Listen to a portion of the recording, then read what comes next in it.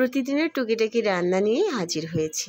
আসসালামু আলাইকুম। আমার রান্নাঘরে আপনাদের স্বাগত জানাই।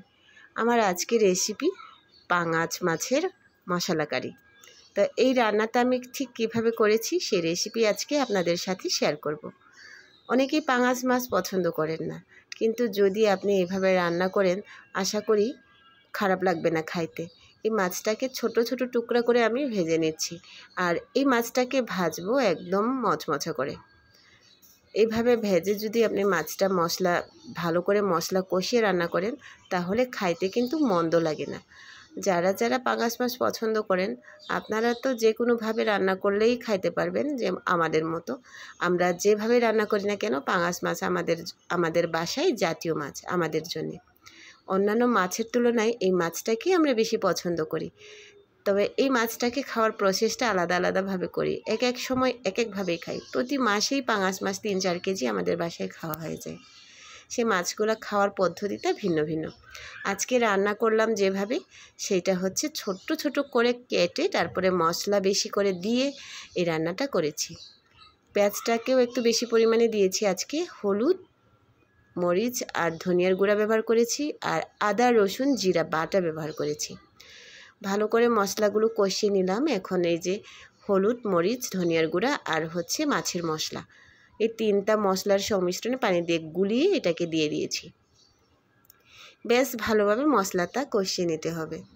এর সাথে দিয়েছি একটা টমেটো, ছোট করে কেটে নিয়েছি। তারপরে এটাকেও মশলার সাথে বেশ ভালোভাবেই কষিয়ে নিতে হবে। এই মাছ রান্নার রেসিপিটা আমি কোথাও একটা খেয়েছিলাম, তো ভীষণ ভালো লেগেছিল, ভীষণ স্বাদের হয়েছিল। এটা মেবি কোনো হোটেলে খেয়েছিলাম। তো ভালো লেগেছিল যে এভাবে ছোট ছোট করে কেটে 4 টুকরাতে 1 প্লেটে 4 টুকরা দিত, মানে 1 পিস মাছটাকে 4 টুকরা করে তারপরে রান্না করেছিল। তো আমারও মনে হলো আমাদের মাছগুলো একটু বড় পিসেস করে কাটা, তাই এক একটা মাছের টুকরাগুলোকে 3 টুকরা 4 টুকরা করে কেটে এভাবে ছোট্ট ছোট করে কেটে ভেজে নিয়েছিলাম। ঝোলটা একদম মাখা মাখা টাইপের হবে। কষিয়ে পানি দিয়ে দিয়েছি পরিমাণ মতো, একটু লবণ চেক করে নিলাম, আর উপরে ছড়িয়ে দিয়েছি ভাজা জিরার গুঁড়া।